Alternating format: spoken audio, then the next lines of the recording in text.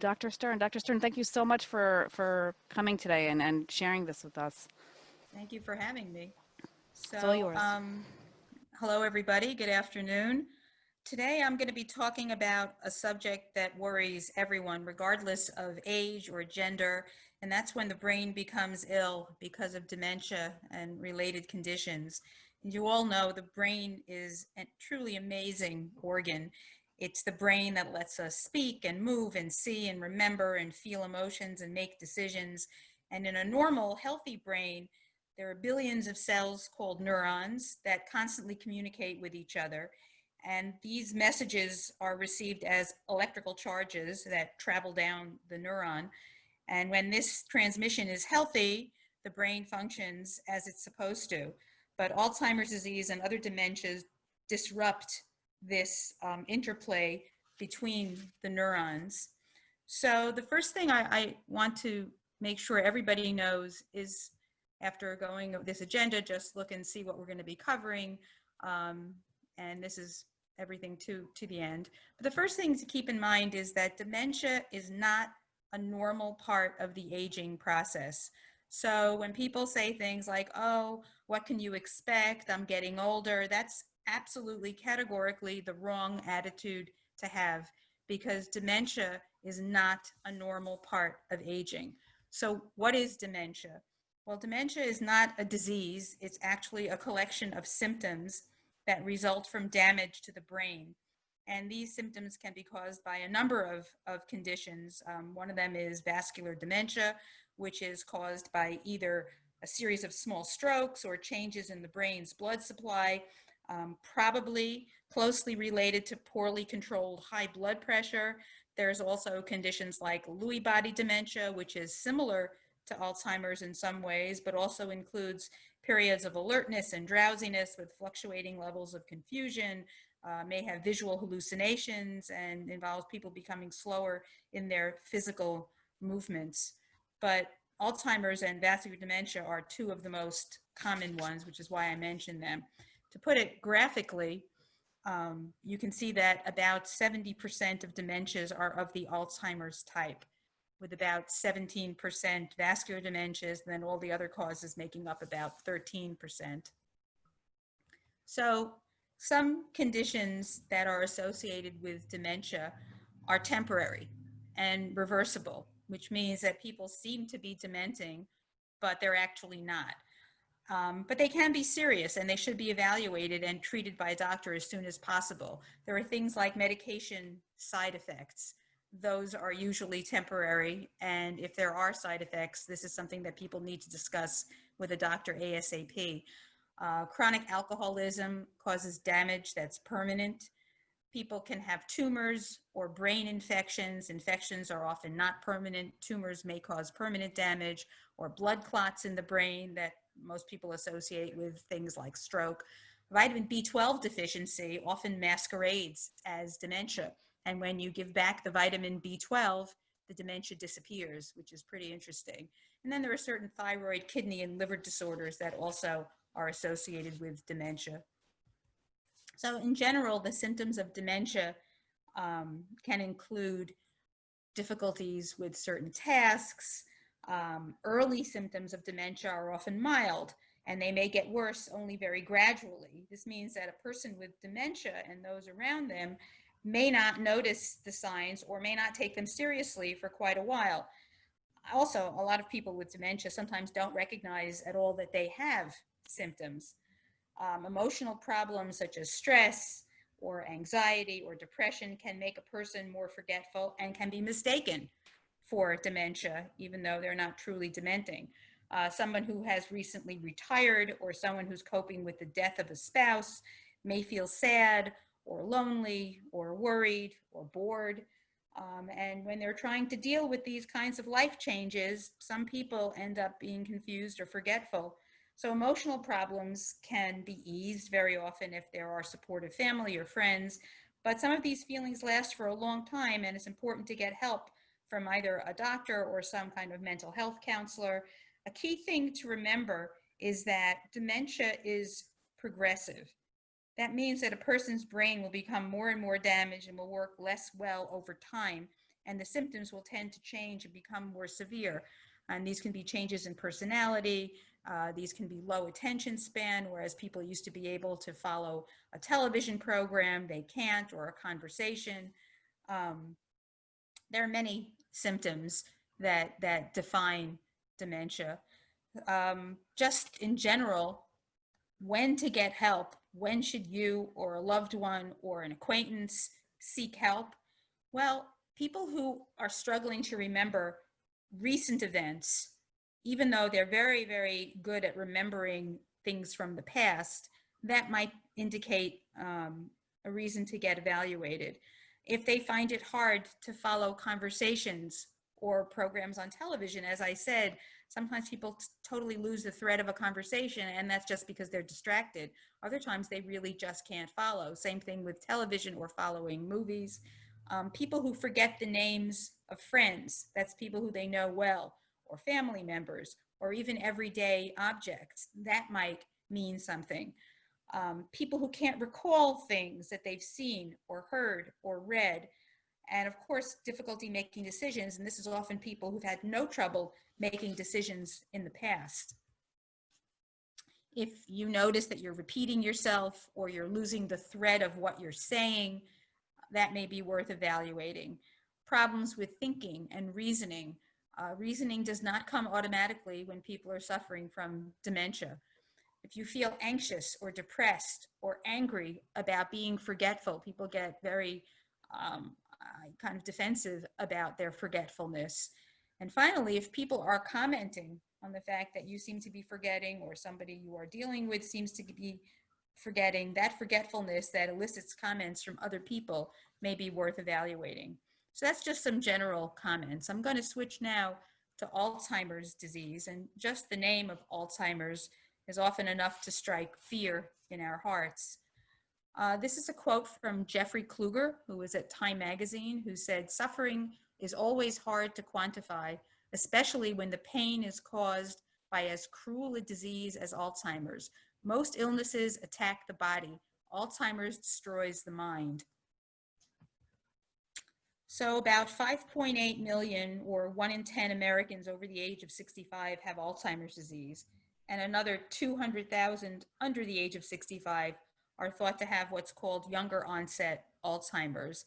And not only are women more likely than men to have Alzheimer's, they're also more likely to be caregivers for someone with Alzheimer's. And of the nearly 15 million Americans who provide unpaid care for a person with Alzheimer's or another dementia, 60% of those providing care are women. And they report a high level of emotional and physical stress associated with this. Now, women having Alzheimer's more than men may be a function of the fact that until very recently, women were living far longer than men. So this may prove not to be actually true biologically, but rather just because men were dying younger. This may be evening out, in which case we may see this change between men and women not continuing. This is a picture of the brain, and it shows the areas that are grossly affected by Alzheimer's, specifically the prefrontal lobe, which is in red, where it says intelligence, judgment, and behavior. The green is the temporal lobe, which contains the areas where memory is consolidated.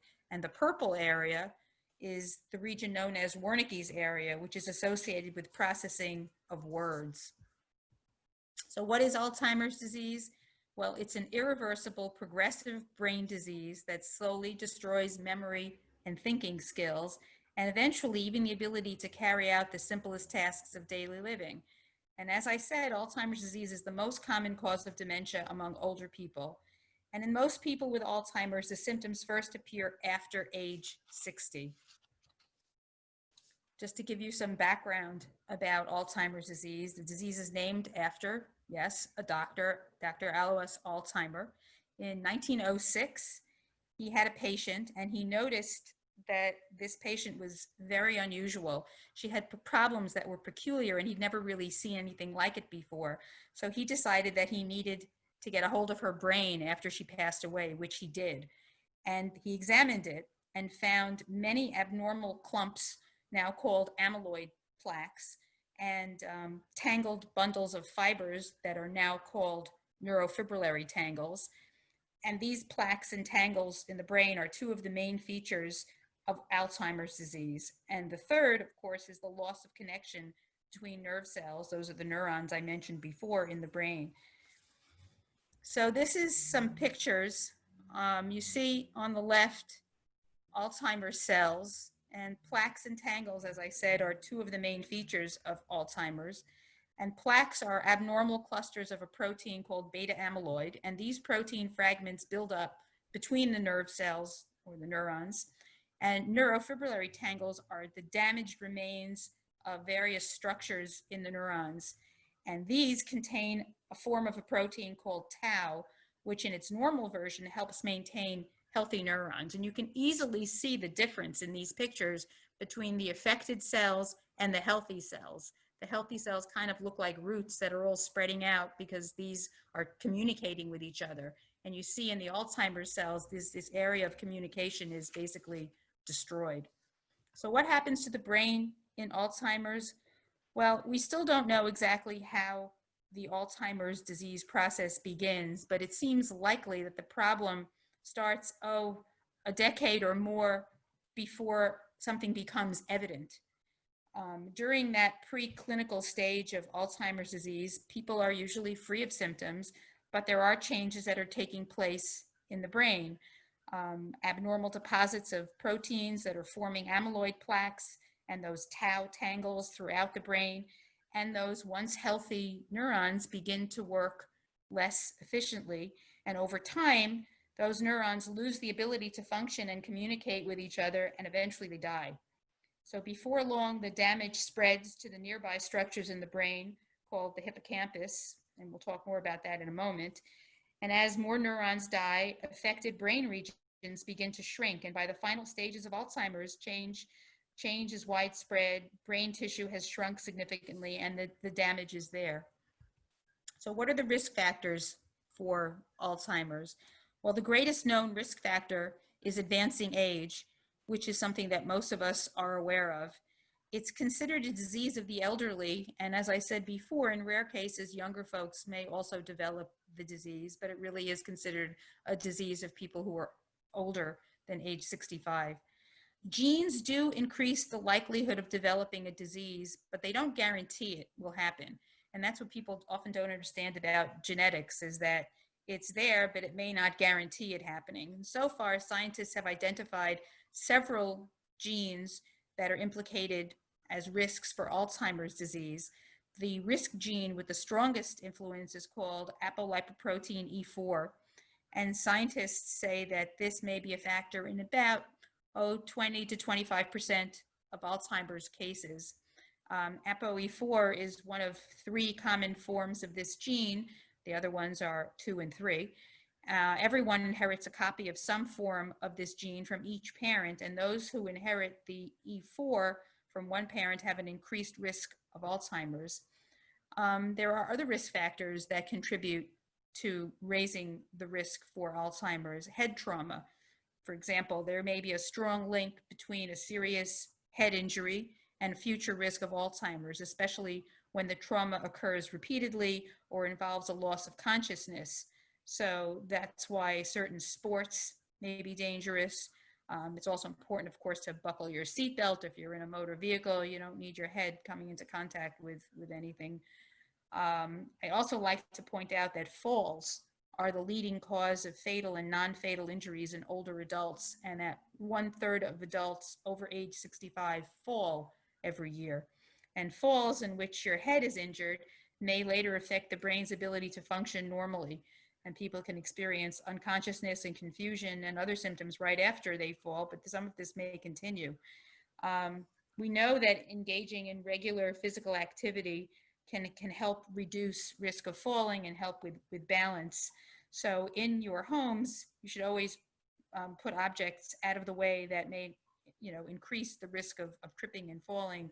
That's over things like shoes or electrical cords, and always turn on lights when you enter a room so you can clearly see obstacles. Obesity is a risk factor, probably because obesity is really a marker for less healthy lifestyle choices, and we'll get to this more in a moment. Smoking, many of you know that smoking damages blood vessels, and that includes vessels in the brain.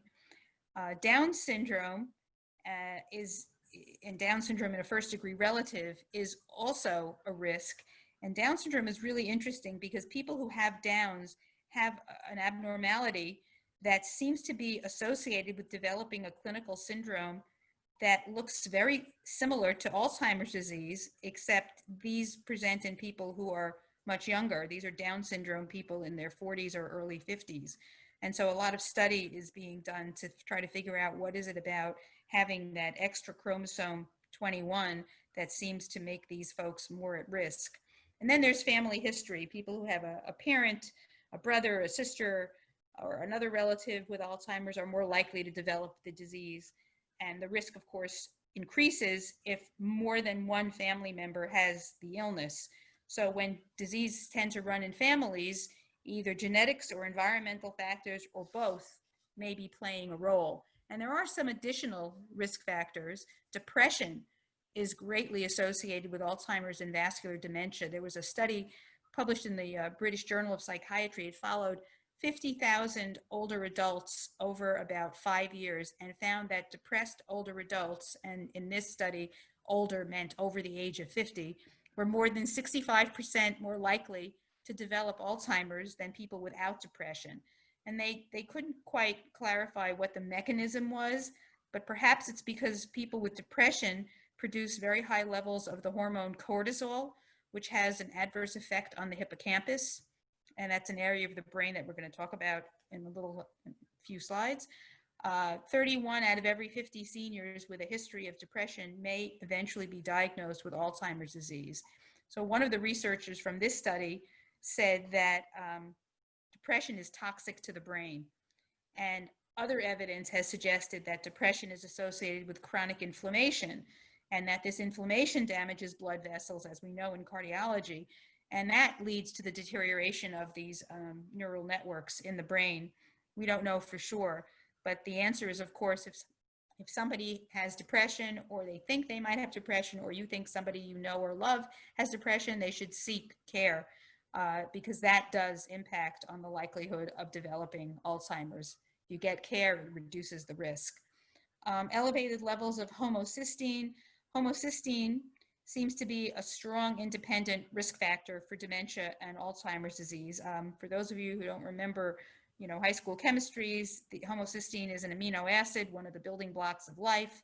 It does not come from the diet, but is synthesized from another amino acid called methionine. And many factors have been implicated in affecting the rate of brain atrophy, one of which is high levels of this homocysteine.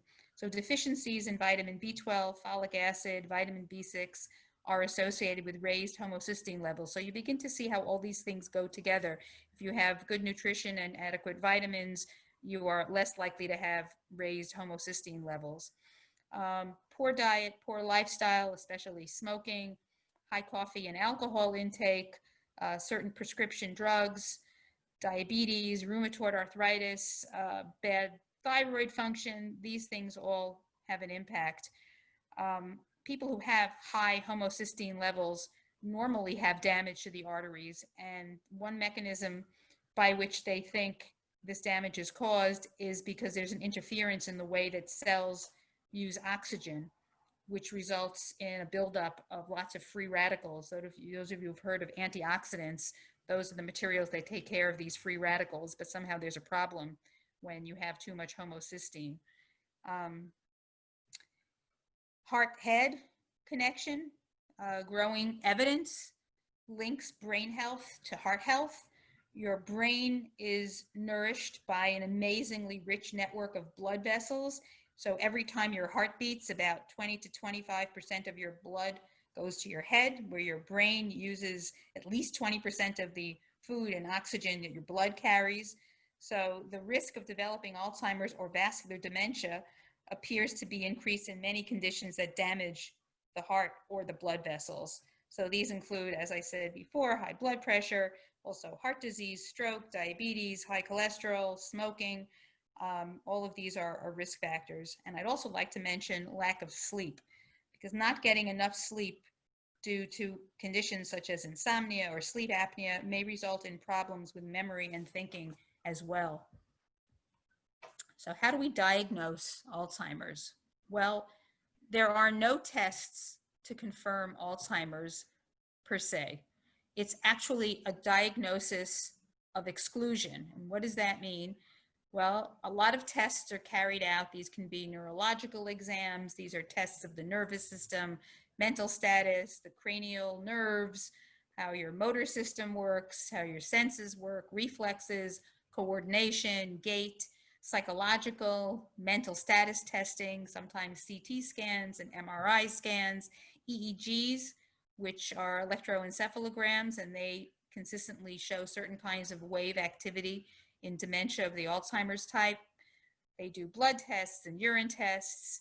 And basically, after everything has been excluded, they come to the decision that this is probably Alzheimer's.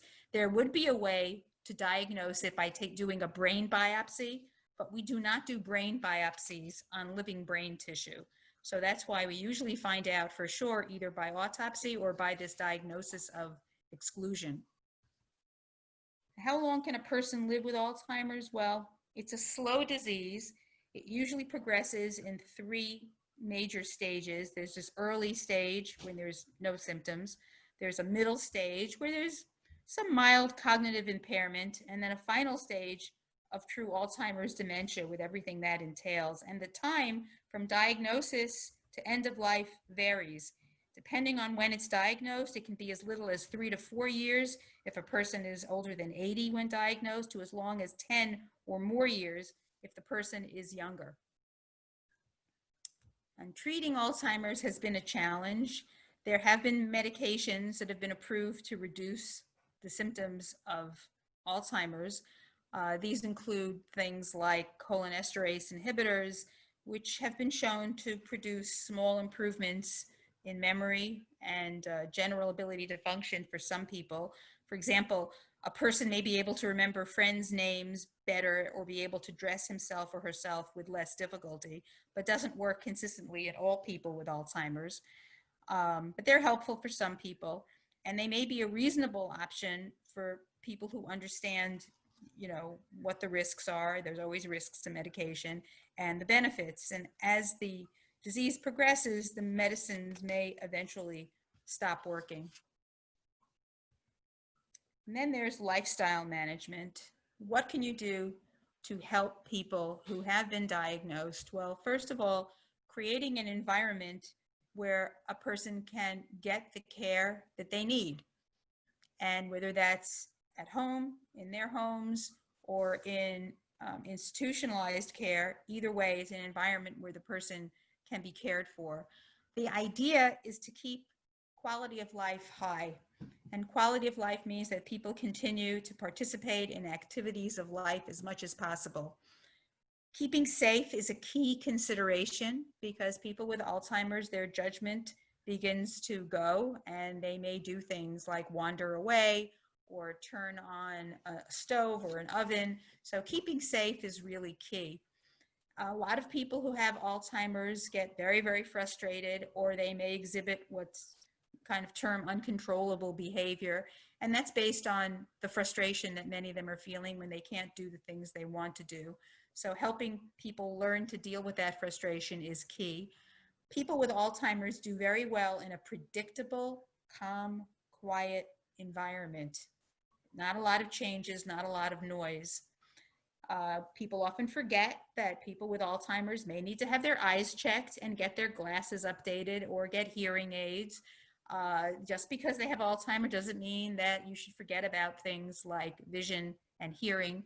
It's helpful to keep clocks around that are easy to read, and calendars can be very helpful because people are often kind of lose track of time and what day and what year it is. Quiet music, music soothes the savage breast. Well, quiet music can be very helpful. Exercise for everybody, even people with Alzheimer's, as tolerated and as appropriate.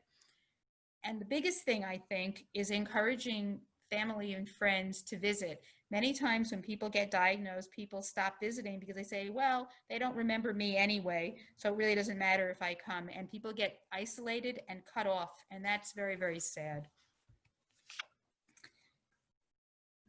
So the big question, this has been pretty gloomy so far.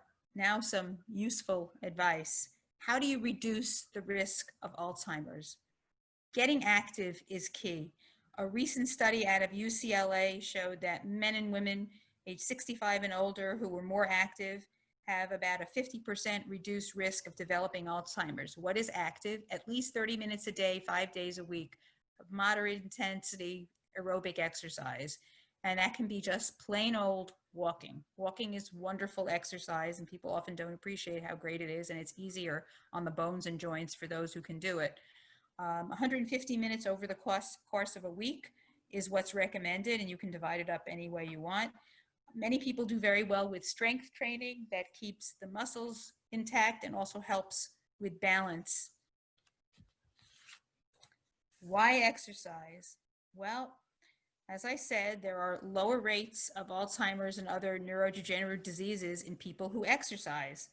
Now, the hippocampus is part of the limbic system, and it's responsible for processing long-term memory and emotional responses. It not only assists with the storage of long-term memories, but it's also responsible for the memory of the location of objects or people. So we would be able to remember very, very little without the work of the hippocampus. Alzheimer's disease has been shown to have affected and damaged this area of the brain. The hippocampus, as you can see from the picture, has a unique shape. It's similar to that of a seahorse. As we age, the hippocampus shrinks, and this is normally associated with aging. However, as I said, the people who are physically active have lower rates of Alzheimer's and other kinds of diseases. And why should that be? Well, the study that I referred to before basically took sedentary people, ages 50 to 80, and they had them walking around a track for 40 minutes a day, 3 times a week for 6 months. And in those people, the hippocampus actually increased in size. There was a control group that did not walk, and at the end of the 6 months, their hippocampus was smaller than when they started the study. So we know that exercise is great for the hippocampus, and that helps. Now, let's say you're the kind of person who can't walk. You know, there are people who have all kinds of conditions that make walking difficult. There's chair exercise, there's water-based exercise, there's all kinds of things that you can do that will raise your heart rate and keep your blood pumping, and that is really key. Why do I say keep your blood pumping? Well, the health of the brain and the heart are very much linked to each other. In another study of about 1,000 men and women whose average age was 71, found that those who exercised, and this is over the course of 5 years, and moderately, not necessarily vigorously, but moderately, performed on tests the way somebody who was 10 years younger. And these are tests of memories and other brain skills. And that was based solely on people who were exercising. It's also believed that aerobic exercise creates higher levels of a protein called brain-derived neurotrophic factor, or BDNF, which helps repair and protect the brain. And strength training seems to send pulses of blood to the brain also. So people who do moderate strength training at least once a week showed about a 15% improvement in mental skills test. So keeping your brain and heart healthy is key. More ways to reduce risk involve eating healthy, lots of fruits and vegetables, limiting high-fat, sugary, salty foods, alcohol in moderation. So eating a heart-healthy diet benefits both your body and your brain. And in general, that means a diet that's lower in saturated fats. So research that's been done in the relationship between diet and cognitive functioning has been relatively limited, but it does point to the benefits of 2 diets in particular that I'm going to talk about: the DASH diet and the Mediterranean diet. And these diets can help reduce heart disease and may also be able to reduce the risk of dementia. The DASH diet DASH's Dietary Approaches to Stop Hypertension diet features whole grains, fish, poultry, beans, seeds, nuts, vegetable oils, and it limits salt, as you all probably know, sweets, added sugars, sugary beverages, and red meat. Instead, it emphasizes fruits and vegetables and either fat-free or low-fat dairy products. And this has been shown to be very helpful, particularly for people who have high blood pressure. Then there's the Mediterranean diet. The Mediterranean diet incorporates different principles of healthy eating that are typically found in the areas bordering the Mediterranean Sea, which is why it came to be known as the Mediterranean diet. And this one also focuses on fruits and vegetables and nuts and grains. They replace butter, for example, with fats like olive oil. Olive oil is enormously helpful in trying to get rid of saturated fat from your diet. Limiting of red meat, you see that's consistent with the DASH diet, and using herbs instead of salt to flavor food, and fish and poultry. And you can see anybody who's ever traveled to the Mediterranean knows this sounds very much like the Mediterranean diet. Of course, they add things like wine in moderation. You've got to be careful with alcohol. Alcohol is high in calories, doesn't do much in the way of nutrition. A little bit of alcohol is probably okay if you're not on medication that the alcohol will interfere with. But really the things to look out for are red meat, sweets, and salt. So how do we reduce the risk of Alzheimer's? Well, learning something new can be really helpful. Your brain is capable of learning something new forever, throughout life. Studying a foreign language, learning sign language, practicing a musical instrument, reading a newspaper or a good book, or taking up a new hobby. The greater the novelty and the challenge, the more the brain likes it. The brain likes to do new things. It's exciting. It's exercise for the brain. You can practice memorization. You can start with something short, like memorizing the 50 United States state capitals. People like to create rhymes and patterns to strengthen memory connections. There are strategy games, puzzles, riddles. They say that people who play games like bridge will live forever because that's an incredibly brain healthy game. So if you're a bridge player, keep it up. Scrabble, Sudoku, all kinds of card games. I actually had a person come up to me at a talk that I gave at a nursing home, and very nice looking woman, very well groomed, beautiful jewelry, cosmetics. And she said to me in a very heavy German accent, "Guess how old I am?" And I said, "I don't know, 80, 85. And she said, "I'm 96 and I play Scrabble every day." And I believed her. It's a great game because the thing about games like bridge, like Scrabble, like most of these sorts of things, like crossword puzzles, is you never do the same one twice. So it's always unique. And that's what's really good about this exercise for your brain. I want to emphasize the importance of social activities. We know that social engagement is associated with reduced rates of disability and mortality, and may also reduce the risk of depression. So people who are socially active supports brain health and could very possibly delay the onset of dementia. And there are many ways to stay socially active. There are community ways, there are church ways, clubs, volunteer efforts. All of these things are very, very helpful. Some of you may be familiar with Northwell's oldest volunteer, who's something like 103, 4 years old, and has been volunteering for years. And they asked him, "Why are you doing this? You know, you sort of earned your retirement." He said, "What else should I be doing?" Because to him, volunteering is really important, and he looks terrific. So volunteering is great. You can join low cost or even free activities like walking groups or a book club. Now we have virtual book clubs in this age of COVID. Sometimes just engaging with friends, family, other kinds of social acquaintances on a regular basis. The key is pursuing social activities that have meaning to you. So if you like animals, for example, you can volunteer at a shelter or with a rescue group. Other things that are important are, and I mentioned this before, but I'll mention it again just so you keep it in mind, sleep. We know that people who are good sleepers, people who sleep soundly, that seems to blunt the effect of that APOE4 gene, the gene that predisposes people to the development of Alzheimer's disease. So sleep is really key. And we know that people who don't get enough sleep or who sleep poorly have a higher level of beta amyloid, which is that protein that builds up and forms plaques in the brains of those who have Alzheimer's. Research also has shown, and some of you probably remember this from the news because it got a lot of play, is that the flow of fluids through the brain is enhanced during sleep. So the brain actually cleans itself. So this increased flow of fluid acts like a, I don't know, like a power spray in a dishwasher, flushing away harmful products like beta amyloid.